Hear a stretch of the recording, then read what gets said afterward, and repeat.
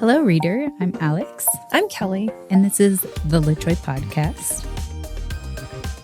All right, welcome, readers, to our Fun Friday. And today we're going to be talking about books to read if you loved Fourth Wing, which I feel will apply to a lot of people. Yes. And I will say if you liked Iron Flame as well, because that also just dropped this week. Very excited. Ooh. So... Yes. So as a reminder, Fun Fridays, we just go really quickly through 10 book recommendations. Yeah. It's all about adding them to your TBR. And let's dive right in. What's the first recommendation? I love Fourth Wing, Kelly. What book would you recommend to me? Well, I would recommend A Court of Thorns and Roses, that series by Sarah J. Maas. And reason why, Feyre, another really strong heroine, very similar to Violet.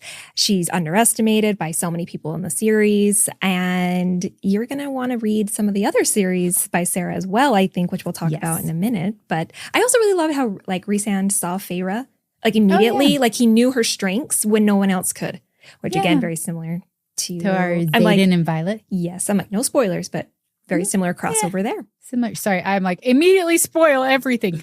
That's not a huge spoiler. Just get to chapter 2 and you'll be fine. Yeah. In Fourth Wing. But, and I know ACOTAR is a bit of a obvious choice, but there are still people out there who haven't read it. Yeah. And I feel like it's such a delight to read, and it's an easy read. Read. Okay. Number book 2, From Blood and Ash by Jennifer Armentrout.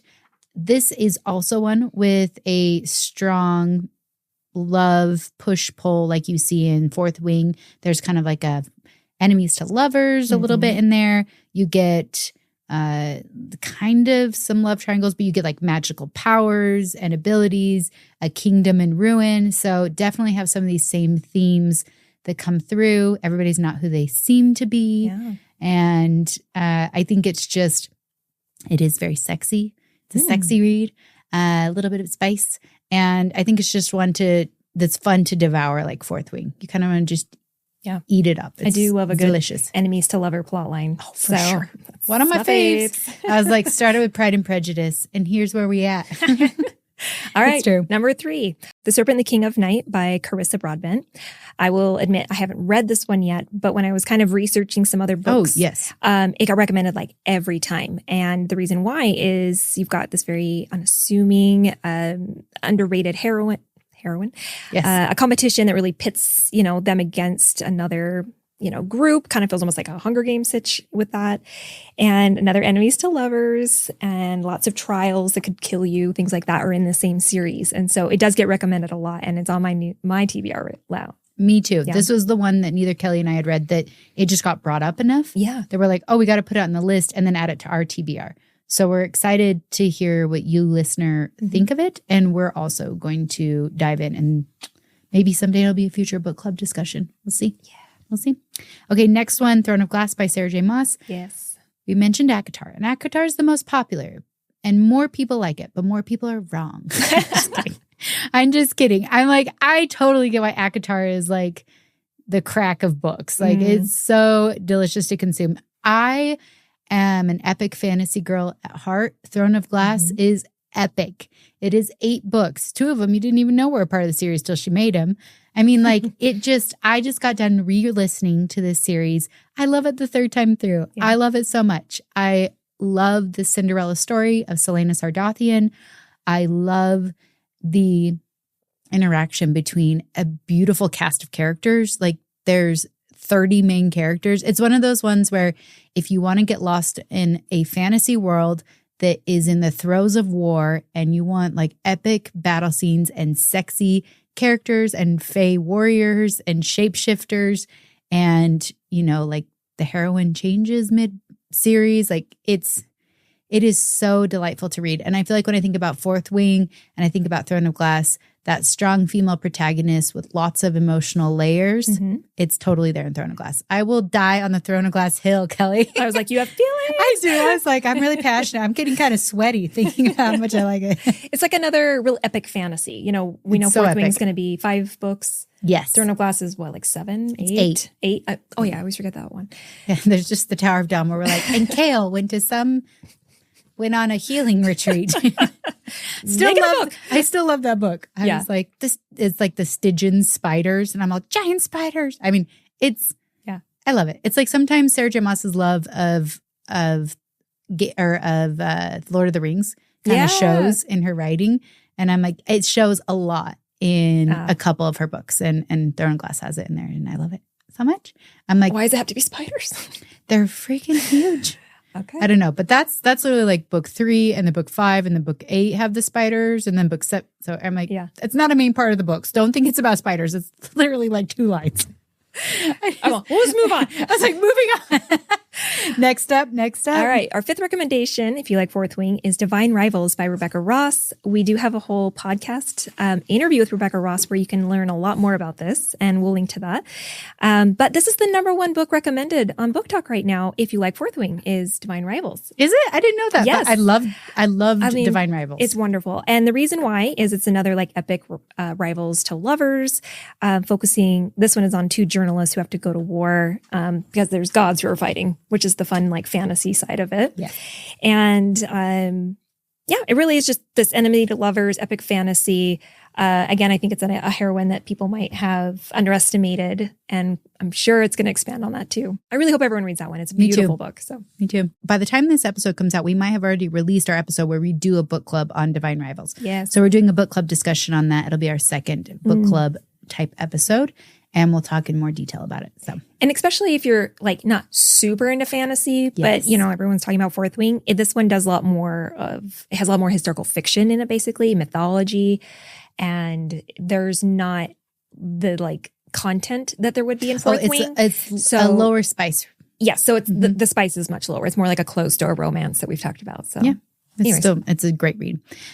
Number 6 recommendation, Ember in the Ashes by Sabaa Tahir. Sabaa, her writing is beautiful. An Ember in the Ashes is such a fun read, but it's also like there's a ton of emotional depth to the read. And I think the reason why it works so well for those who love Fourth Wing is it is an academy that they're at. It's a competitive military academy. And there's reasons why the main characters don't like each other or why they're at odds with one another, similar to the main characters in Fourth Wing. And there's also secrets that one of the characters is hiding, main characters is hiding from the other. They're obviously like super into each other. And there's this overall theme of like justice and doing what's right. Yeah. And there is a little bit of spice and steam throughout Ember in the Ashes as well. Love it. Yeah. So I'm like highly recommend and really enjoy Sabaa's work. Yeah. Okay. I'm just going to keep going. We're going to hop through to lucky number 7, Eragon by Christopher Paolini, which is in the Inheritance Cycle series. Yes. I apologize if I said his name wrong. Inheritance. Yes. So Eragon, I mean, this is an older one, but this is not only is this a classic like young adult, I would say, Fourth Wing is more adult, but it's about dragons. Like we're getting into dragons now and dragon riders. And the series features another training academy for dragon riders. Again, very, very, very similar to what we're talking about. And bonding with the dragons. Yes. I love it. Dragons are there's something about them in the book world that we like can't not. I just actually believe that dragons existed at one point in time. Right? And like they everyone's did, culture. And then the aliens took them and left Earth. Oh, we have to have a whole podcast on aliens. I know. That's like a side hobby that Kelly and I are like weird alien stuff. I mean, we love it. We'll get into like weird mystic stuff. But dragons is one of those things where I'm like, they 100% are real. They're just not here right now. Exactly. So that's how we feel. Well, Mike, we'll talk more to be continued. So if you really love the dragon element of Fourth Wing, then Mike, you got to read this classic, Eragon. There's a movie, but we don't talk about it much. But we're pretending like it doesn't exist. We don't talk about that as much. No, it's fine. All right, number 8. Awesome. Okay, The Priory of the Orange Tree by Samantha Shannon. This is another one of those epic fantasies. It is, you're diving into a big chunky book and you prepare to get completely lost in a story. Yeah. There's this divided kingdoms, dragon riders, magic assassins, similar vibes you get in Fourth Wing. And it's, I would say, more lyrical. It is really beautiful book. And it definitely has the emotional intensity that you get in Fourth Wing. And it's a beautiful world crafted around this heroine's journey. And so it's kind of has those same big punchlines that you get in Fourth Wing. Magical women, politics. Yeah. Like women in power. And has, a heavy element of magic woven throughout it. And it's firmly in the epic fantasy, I feel like, genre when I read it. So, and real side note, love the beautiful covers. Oh, they're so gorgeous. Pretty. I know. I just, this has nothing to do with this episode, but my husband Tyler just bought me a beautiful set of book 1 and book 2 with edges from an Etsy shop because I loved them so much. So I was like, yay. But they matched the covers. It was amazing. I was like, this is the kind of stuff that's always relevant. I was like, the romantic things that our husbands buy for us is just books. It's true. It's true. I got a first edition for my husband for my birthday of my favorite book, which is The Book Thief. I was like, I'm saying it again. Anyways, every episode we're like, and we like to talk about The Book Thief. But yeah, I have that in my office in a special little corner. But okay, moving on to number 9. Okay, this is the Red Queen series by Victoria Aveyard. Yes. And okay, when I really thought about it, I was like, oh, these are actually very similar in a lot of ways. We have a world divided by the color of people's blood, right? Whether it's silver or red. And I feel like there's definitely that delineation as well, in segregation stuff within Fourth Wing in different like race, different roles and like discussing like racism or culture or differences in countries. Yes. Yeah. There's a young woman who discovers a hidden power, right? That has this potential to change everything. Very similar as well. Yep. Fourth Wing is definitely going to be spicier than Red Queen, but I'm not mad about it. And there's dragons. The protagonists also have silver hair. I was like, I didn't even think of that. That's so true. And lightning powers. Spoiler, slight spoiler, but barely. We're not going to tell you who has lightning powers, though. And a twist at the end that I'm not going to spoil. So I was like, oh, these are really similar. We're like, you should read this book. Here's how it ends. Also, yes. Okay. I love it. For book number 10 on our list, Nevernight by Jay Kristoff. Ooh, yes. The reason I put this on the list is because, one, it is like an underdog girl who ends up at a school of assassins and has to pass a series of tests in order for her to be considered to be considered a graduated assassin to go out and get work.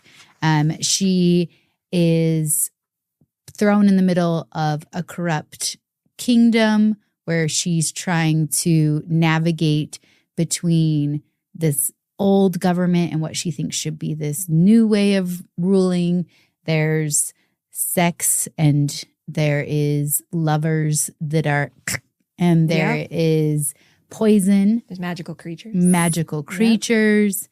Like sand kraken. I mean, I'm such a huge fan of Nevernight. It's and good. I feel like I would recommend Nevernight for those who liked the sexy content in Fourth Wing and are able to handle a slightly darker fantasy. So Nevernight is more dark. Gritty. Yeah, it's more gritty than Fourth Wing, and it comes with a heavy amount of violence and also like subnotes. What are those called at the bottom? Oh, footnotes. Footnotes from Jay. They're hilarious. So I would highly recommend, if you want an experience, pull out Nevernight, read the book, and listen to the audio at the same time. Yeah. I'm like, it's one of those books where it's a full immersive experience if you're ready to commit to something and it is sexy. I was going to say, it's adult. It's very much an adult series, fantasy. But it's beautifully written, even though it's violent and it's intense. Like, I loved every minute. I was so in it. Yeah, he's such an incredible writer and definitely crafts such a world. Oh, yeah. You're fully immersed, like you were saying. So I think that's our top 10 books to recommend if you liked Fourth Wing. Yeah. And it was so fun on this Friday. I'm fine. Thank you, reader, and we will catch you next Friday. Thank you, guys. All right, reader, thank you for listening to the Lit Joy podcast. Make sure to rate and review us. And like a good book, don't forget to recommend us to your friends.